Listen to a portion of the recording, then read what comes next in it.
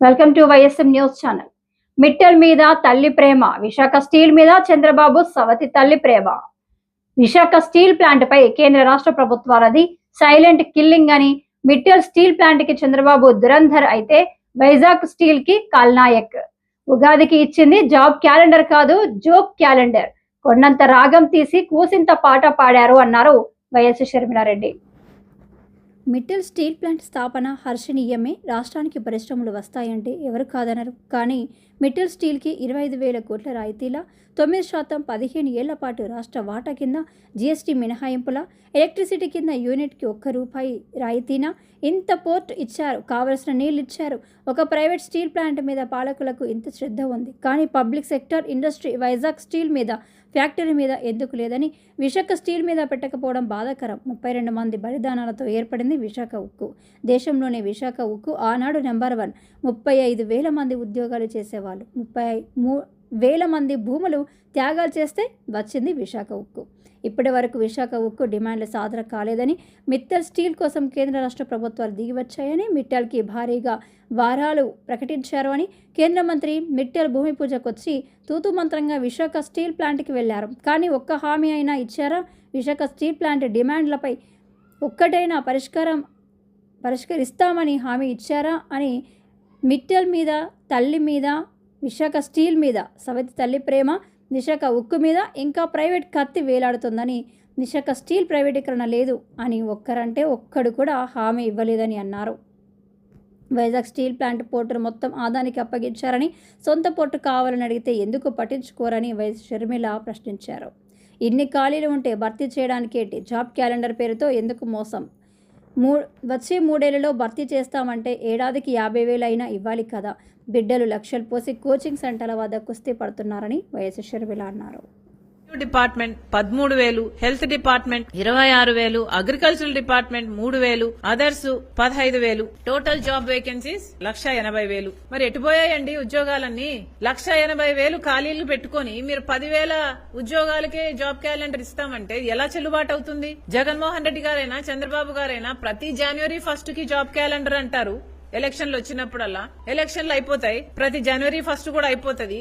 కానీ ఆ మాట మాత్రం అలాగే మిగిలిపోతుంది. ఇస్తామని చెప్తున్న జాబ్ క్యాలెండర్ మీరు ఇస్తే కూడా ఇచ్చింది ఎంత? కేవలం 10,000. How do you justify this? ప్రజలకు ఏం సమాధానం చెప్తారు? కనీసం నిరుద్యోగ భృతి ఇస్తున్నారా అంటే అది లేదు. చంద్రబాబు గారు చెప్పిన మాట 20 లక్షల ఉద్యోగాలు ఇస్తాం, లేకపోతే నిరుద్యోగ భృతి ఇస్తాం అన్నారు. ఇప్పటికి దాదాపు 2 సంవత్సరాలు అవుతుంది. ప్రతి నెల ₹3,000 నిరుద్యోగ భృతి ఇస్తామని చెప్పిన చంద్రబాబు గారు ఇప్పటి వరకు ఒక్కరికి ఒక్క నెల కూడా ఇవ్వలేదు. పోనీ ఉద్యోగాలు ఇచ్చారంటే ఎంతమందికి ఇచ్చారంటే 10,000 జాబ్లు, ఇప్పటికి నోటిఫికేషన్లు. ఇది ఎలా వర్కౌట్ అవుతుంది? కనీసం ఈ 1,80,000 ఉద్యోగాలను 3 సంవత్సరాలలో భర్తీ చేయాలి అన్నా కూడా కనీసం 50,000-60,000 ఉద్యోగాలు ప్రతి సంవత్సరము ఇవ్వాలి. అంటే మీరు ఈ సంవత్సరం కనీసం 50,000-60,000 ఉద్యోగాలకైనా నోటిఫికేషన్లు ఇచ్చుండాలి. పోనీ 4 సంవత్సరాలు వేసుకున్నా కూడా కనీసం 40,000 అయినా ఇచ్చుండాలి. అది ఏదీ చేయకుండా 10,000 how do you justify this అండి?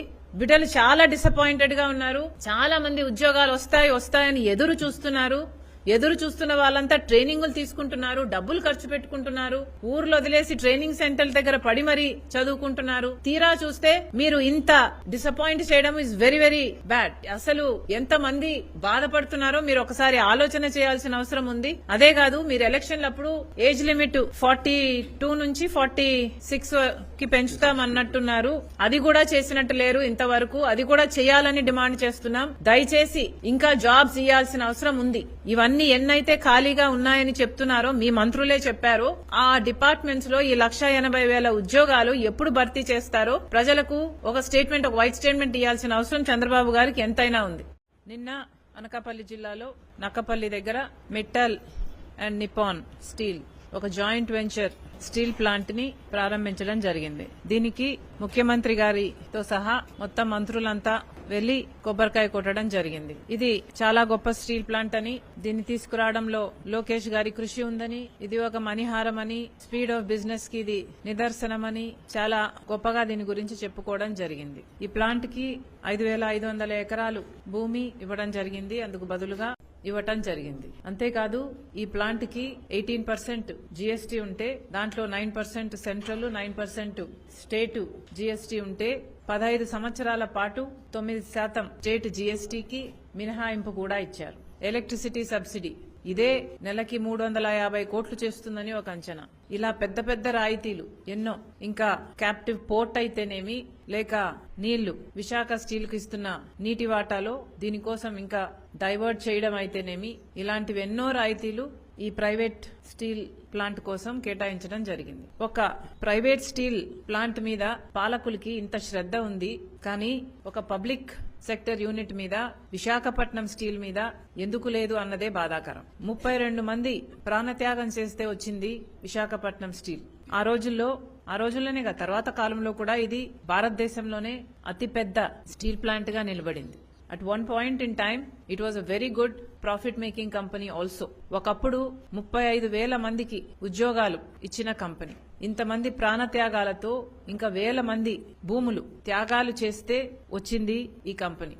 ఇప్పటి వరకు కూడా దీనికి జరగాల్సిన న్యాయం జరగనే లేదు. మరి పక్కనే ఒక ప్రైవేట్ స్టీల్ కంపెనీకి ఇంత ప్రేమ చూపిస్తున్నారే కేంద్ర రాష్ట్ర ప్రభుత్వాలు. మొత్తం అందరూ దిగొచ్చారు, అన్ని వరాలు కురిపించారు. కనీసం కేంద్ర మంత్రి వచ్చిందేమో మిట్టల్ స్టీల్ ప్లాంట్ కోసమే, కాకపోతే పక్కనున్న విశాఖపట్నం స్టీల్ కు పోకపోతే మళ్ళీ అదొక ఇష్యూ అవుతుంది అని కేవలం ఫర్ నేమ్ సేక్ నామమాత్రంగా మాత్రమే అక్కడికి వెళ్లి రావాలి అనుకున్నారు.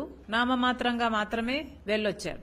కనీసం ముఖ్యమంత్రి గారైతే పోను కూడా లేదు. పోనీ మైనింగ్ మినిస్టర్ గారు వెళ్లారు, ఏదైనా ఒక్క హామీ అయినా ఇచ్చారా, ఒక్క అష్యూరెన్స్ అయినా ఇచ్చారా అని చూస్తే విశాఖపట్నం స్టీల్స్ కి ఉన్న ఇన్ని డిమాండ్లలో ఒక్కటంటే ఒక్కదాని మీద కూడా స్పందించనే లేదు. ఎందుకని? కేంద్రానికైనా రాష్ట్రానికైనా కూటమి సర్కార్కైనా ప్రైవేట్ కంపెనీ మీద చూపిన అంత ప్రేమలో కనీసం పావు వంతైనా పబ్లిక్ సెక్టర్ యూనిట్ మీద, ఈ విశాఖపట్నం స్టీల్ మీద, ఆంధ్ర రాష్ట్రానికి తలమానికం మీద ఎందుకు చూపలేదు? ప్రైవేట్ కంపెనీకి నిజమైన తల్లి ప్రేమ చూపుతూ విశాఖపట్నం స్టీల్ కి సవతి తల్లి ప్రేమ ఎందుకు అని అడుగుతున్నాం. ఈ రోజుటి వరకు కూడా విశాఖపట్నం స్టీల్ ని ప్రైవేటైజ్ చెయ్యబోము అని ఒక్కడంటే ఒక్కడు ఆన్ ద రికార్డ్ అఫీషియల్ గా ఆన్ పేపర్ ఇచ్చిన దాఖలాలు లేవు. ఈ ప్రైవేటీకరణ అన్న కత్తి ఈ రోజుటి వరకు కూడా విశాఖపట్నం నెత్తి మీద వేలాడుతూనే ఉంది. మరి అంత ఇన్సెక్యూరిటీ ఈ పాలకులు కల్పించినప్పుడు అలా చెయ్యబోము అన్న సెక్యూరిటీని కూడా ఈ పాలకులే కల్పించాల్సిన అవసరం లేదా? ప్రైవేటీకరణ చేస్తాము అని ఇన్నిసార్లు చెప్పిన వాళ్ళు ఒక్కసారి కూడా చెయ్యబోము అని మళ్లీ అష్యూరెన్స్ ఇవ్వడానికి వీళ్ళకి ఏ అభ్యంతరం వచ్చింది? ఇది department of investment and public asset management ఇచ్చిన స్టేట్మెంట్లు కొన్ని. అంటే దీపం 4th February 2021 లో ఇచ్చిన ఒక నోటులో పబ్లిక్ సెక్టర్ యూనిట్స్ ని ప్రైవేటైజ్ చేయడానికి పూర్తిగా ఆమోదం తెలుపుతూ ఒక స్టేట్మెంట్ ఇచ్చారు. ఇది February 2021. ఆ తర్వాత అదే దీపం department of investment and public asset management వాళ్ళు January 2024 లో మళ్లీ ఒక స్టేట్మెంట్ ఇచ్చారు. ఏ మార్పు లేదు, ప్రైవేటీకరణ చేసే విషయంలో ఆ నిర్ణయంలో ఏ మార్పు ఉండబోదు అని మళ్లీ ఒక స్టేట్మెంట్ ఇచ్చారు. మళ్లీ అదే దీపం 18th March 2025 subject mentioned above to say that there is no change as on date in the decision of the cabinet committee by cabinet committee of economic affairs. మళ్ళీ ఇది ఎప్పుడు? March 2025. ఇది ఆఖరణ ఇచ్చారు. అంటే ఇన్ని సంవత్సరాలుగా ప్రైవేటీకరణ చేస్తాము, ప్రైవేటైజేషన్ ఇమినెంట్ అని చెప్తున్న వాళ్ళు ఆఖరిన 2025 లో కూడా ఈ మాట చెప్పారు. ఈ మాట ఒకసారి చెప్పింది కాదు, పదే పదే చెప్పారు అని కూడా మీకు 3 డిఫరెంట్ స్టేట్మెంట్స్ లో చూపించడం జరిగింది. మరి కేంద్ర ప్రభుత్వం బీజేపీ అధికారంలో వచ్చినప్పటి నుండి ఇన్ని స్టేట్మెంట్స్ ద్వారా దీన్ని ప్రైవేటైజ్ చేస్తున్నాము అని చెప్తున్నారు. కానీ ఒక్కసారి కూడా ఒక్కరు కూడా ఏ మంత్రి అయినా, నిన్న వచ్చిన మైన్స్ మినిస్టర్ అయినా ఒక్కసారి కూడా చెయ్యబోము అన్న మాట ఇక్కడా చెప్పలేదు, పార్లమెంటులో చెప్పలేదు, ఈ department of investment and public affairs management ద్వారా చెప్పలేదు. ఎందుకు అని అడుగుతున్నాం. ఇది ప్రైవేటైజ్ చేస్తే మన రాష్ట్రానికే కాదు, ఇది దేశానికే నష్టం. కానీ ఇంత ఇన్సెక్యూరిటీ కలిగించిన వీళ్లు కనీసం మళ్లీ అష్యూరెన్స్ ఇవ్వాలి అన్న ఇంగితం కూడా లేకపోయింది. ఇన్నిసార్లు మోడీ గారు మన రాష్ట్రానికి వచ్చారు, ప్రత్యేక హోదా దగ్గర నుంచి ప్రతి విషయంలో మనకు అన్యాయమే చేశారు. ఒక్కటంటే ఒక్క మాట కూడా ఇంతవరకు విభజన హామీలలో నిలబెట్టుకున్న దాఖలాలు లేవు. ఇప్పుడు ఒక మంత్రి, కేంద్ర మంత్రి, బీజేపీ తరపున ఉన్న మంత్రి వచ్చి కూడా తూతూ మంత్రంగా వచ్చామా, స్వీట్ తినిపోయామా అన్నట్టుగా వచ్చిపోయారు తప్పితే ఏ ఉపయోగము లేదు. అదే పక్కన private Mittal and Nippon steel కి ఎంత ఉత్సాహంగా, ఎంత ఎగ్జైటెడ్ గా, ఎంత ఎంతూసియాజం కనిపించింది. దాంట్లో ఒక్క వీసంతైనా దీని మీద శ్రద్ధ మీకు ఎందుకు లేదు అని అడుగుతున్నాం. విశాఖపట్నం స్టీల్ ఎందుకు మీకంత చిన్న చూపు అని అడుగుతున్నాం. విశాఖపట్నం స్టీలు ఎన్నో డిమాండ్స్ తో ఎప్పటి నుండో కేంద్ర రాష్ట్ర ప్రభుత్వాలతో ఈ డిమాండ్స్ అప్రూవ్ చేయించుకోవాలని ప్రయత్నం చేస్తూనే ఉంది.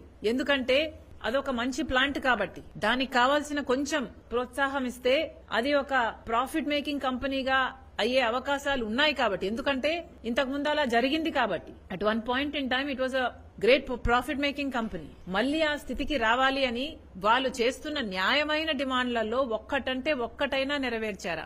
సేల్లో విలీనం చేయమని ఎప్పటి నుంచో అడుగుతున్నారు. స్టీల్ అథారిటీ ఆఫ్ ఇండియాలో విశాఖపట్నం స్టీల్ ని విలీనం చేస్తే అసలు ఏ గొడవ ఉండదు, మాకు సెక్యూరిటీ ఉంటుంది, మా జాబ్స్ కి సెక్యూరిటీ ఉంటుంది, కంపెనీకి అష్యూరెన్స్ ఉంటుంది, ప్రైవేటీకరణ కాబోదు అన్న అష్యూరెన్స్ ఉంటుంది. దయచేసి చెయ్యండి, సెయిల్లో దీన్ని భాగం చేయండి అని ఎన్నిసార్లు ఎంత మందిని వీళ్ళు అడిగినా కూడా మొత్తం అంతా బూడిదలో పోసిన పన్నీరే. ఒక్కడంటే ఒక్క నాయకుడు కూడా వీళ్ళకి కావాల్సింది ఇంతవరకు చెయ్యలేదు కాదు కదా, కనీసం ప్రయత్నం కూడా చెయ్యలేదు. క్యాప్టివ్ మైన్స్ అయినా ఇవ్వండి, కనీసం సెయిల్లో విలీనం చేయకపోతే కనీసం క్యాప్టివ్ మైన్స్ అయినా ఇవ్వండి అంటే ఈ రోజు వరకు కూడా క్యాప్టివ్ మైన్స్ ఇవ్వలేదు. ఎక్కడైతే ఈ బైలా డిల్లా అనే ఛత్తీస్గఢ్ మైన్స్ ఏదైతే ఇప్పుడు విశాఖపట్నం స్టీల్స్ కి ఐరన్ ఓర్ సప్లై చేస్తునిందో అదే బైలడిల్లా నుంచి కొత్త ప్లాంట్ కి క్యాప్టివ్ మైన్స్ ఇచ్చారు తప్పితే విశాఖపట్నం స్టీల్ కి ఇవ్వాలి అన్న ఆలోచన మీకు ఎందుకు రాలేదని అడుగుతున్నాం. ఎప్పటి నుంచో అడుగుతున్నారు కదా, మరి ఎప్పటి నుంచో అడుగుతున్న ఈ డిమాండ్ ని మీరు బైపాస్ చేసి ఒక ప్రైవేట్ కంపెనీకి ఎలా కేటాయించగలిగారు? ప్రిఫరెన్స్ ప్రకారము, ఆర్డర్ ఆఫ్ డిమాండ్ ప్రకారం చూసుకున్నా, ఎట్లా చూసుకున్నా విశాఖపట్నం స్టీల్ ని ఈ మిట్టల్ స్టీల్ ఎలా బైపాస్ చేసింది, ఎప్పుడు బైపాస్ చేసింది, ఎలా బైపాస్ చేయనిచ్చారు? అసలు మీకు ఏ హక్కు ఉందని? కేవలం అధికార దుర్వినియోగం తప్పితే, అధికార మదం తప్పితే, మేము ఇష్టం వచ్చినట్లు చేసుకోవచ్చు అన్న అహంకారం తప్పితే మీరు విశాఖపట్నం స్టీల్స్ కి క్యాప్టివ్ మైన్స్ ఇవ్వాలి అన్న డిమాండ్ ఎప్పటి నుంచో ఉంది. అది చేయకుండా మీ ఇష్టం వచ్చినట్టుగా మీ రాజకీయ అవసరాల కోసం, మీ స్వార్థం కోసం, మీ కమిషన్ల కోసం అదే బైలడిల్లా మైన్స్ ని మీరు ఒక ప్రైవేట్ స్టీల్ కంపెనీకి కేటాయించారు. ఇది న్యాయమేనా? ప్రజలు గమనిస్తున్నారు మీరేం చేస్తున్నారు అని, ప్రజలు గమనిస్తున్నారు. This is definitely not right. అక్కడి నుంచి వీళ్లకు క్యాప్టివ్ మైన్స్ లేవు కాబట్టి విశాఖపట్నం స్టీల్ కి కనీసం 6,000 రూపాయలు ఎక్కువ టన్నుకు పెట్టి కొనాల్సి వస్తుంది. దాంతో ఇన్ని సంవత్సరాలు ఇంత అధిక భారం అయ్యి ఇప్పటికీ దాదాపు 20,000 కోట్ల రూపాయలు అప్పుల్లో ఉంది. My numbers may be little this way or that way, but అప్పుల్లో ఉంది. దానికి కారణం ఏమిటి అని చూస్తే ఇదే. ఇయ్యాల్సిన ప్రోత్సాహాలలో ఒక్కటి కూడా ఇవ్వలేదు.